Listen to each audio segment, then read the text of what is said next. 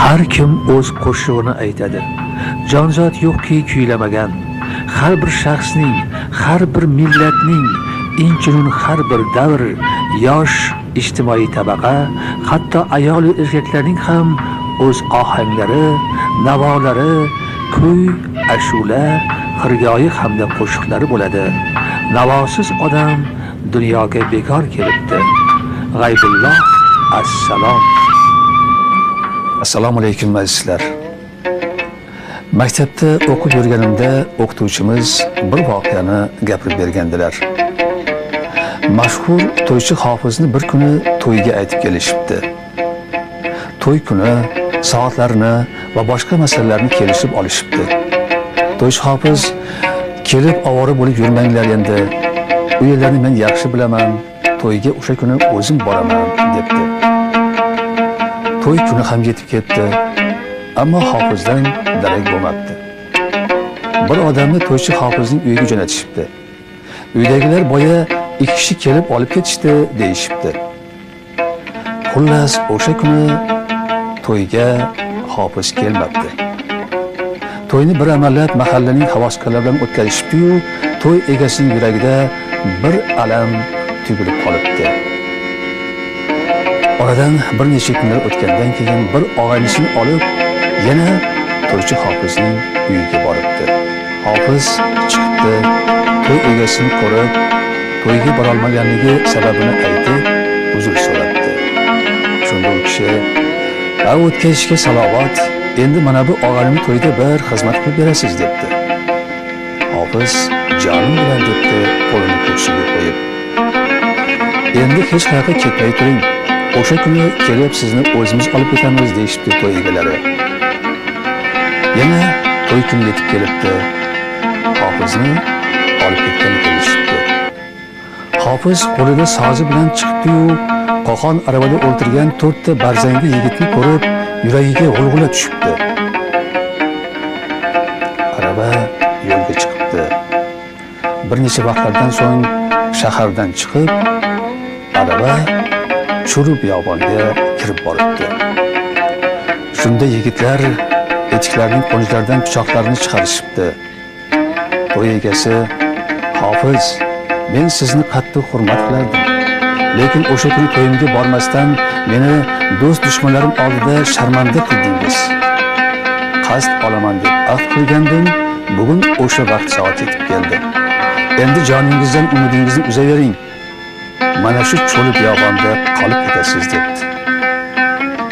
Shunda to'ychi hofiz taqdirga tan berib: "Mayli, lekin bir iltimosim bor. O'zim sevgan ashulani oxirgi marta aytib qolay" debdi. "Ayting" deyishdi yigitlar. Shunda to'ychi hofiz Alisher Navoiy hazratlarining "Qaro ko'zim kelay mardumliging endi fan qilg'il" satrlardan boshlanuvchi hasarini kuylay boshlabdi. Avval past ovozda, keyin sekin asta ovozini ko'tarib, shunday dard, alam, fig'on bilan kuylabdiki, butun cho'l biyobon larzaga tushibdi. Yigitlarning ko'zlaridan shashqator yoshlar oqibdi, qo'llaridagi pichoq yerga tushibdi.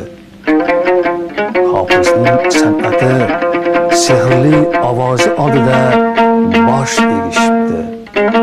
Hofizdan ming bor uzr so'rab, uni uyiga eltib qo'yishibdi.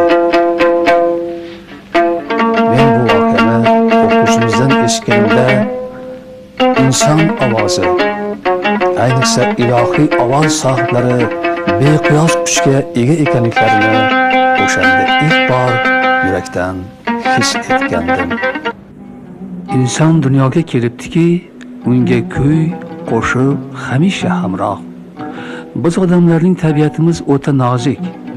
Bu dunyoning go'zalliklari, nafosati va chiroyidan bir zavqlansak, sozandaning sozdan taralayotgan kuy sehridan, xushovoz xonandaning xonishidan goh o'yga tolamiz, goh qalbimiz shodlikka to'lib quvonamiz.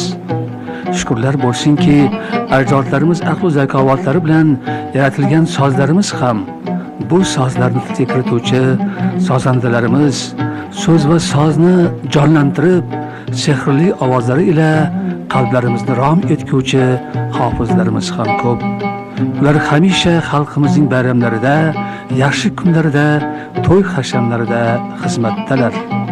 Xalqimizni to'ylarda xizmatda bo'ldingiz. Mana shu bugun siz bilan biroz sizni o'sha yoshlik paytingizga qaytsakda, o'sha davrda sizni yoshlik paytingizda o'tgan bir to'ylar qanaqa bo'lardi? Unda hofiz xonandalarni xizmati qay darajada bo'lardi-yu, uni o'sha muxlislar qanaqa qabul qilishardi? Shu haqida biroz fikrlaringizni aytib bersangiz. Rahmat. Salomat bo'ling. Bu savol ko'p zaruriy savol bo'ldi.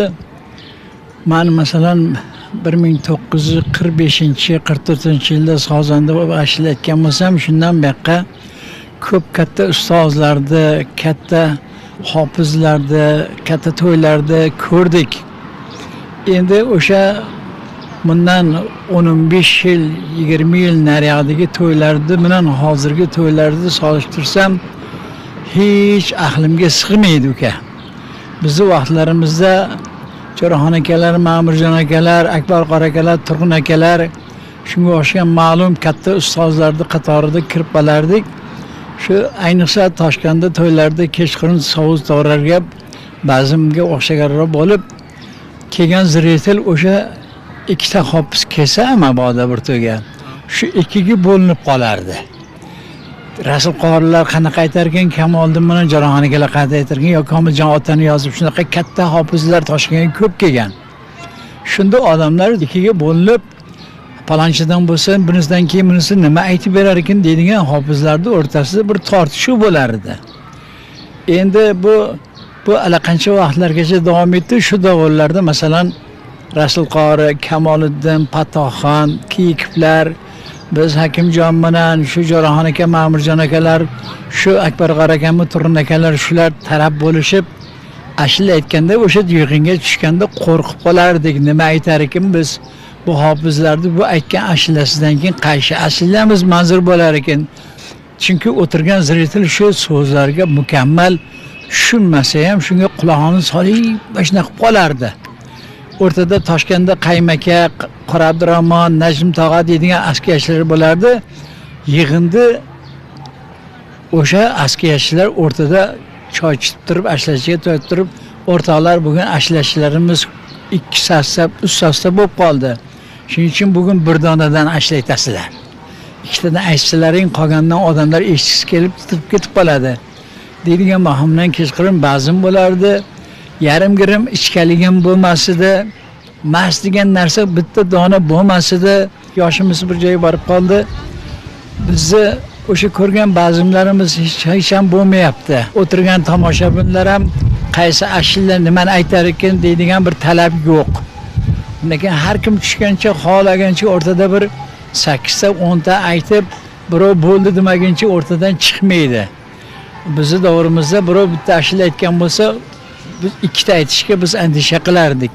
San'atkorlarning bir-biriga hurmati bor edi. Hurmati bor edi. Undan keyin birini aytgan ashulasini ikkinchisi qaytarmas edi. Endi hozirgi zamonda mayli, endi har davr o'z ashlashisi, o'z san'atkorlari bilan keladi degan Jo'raxon akam bir gapi bor.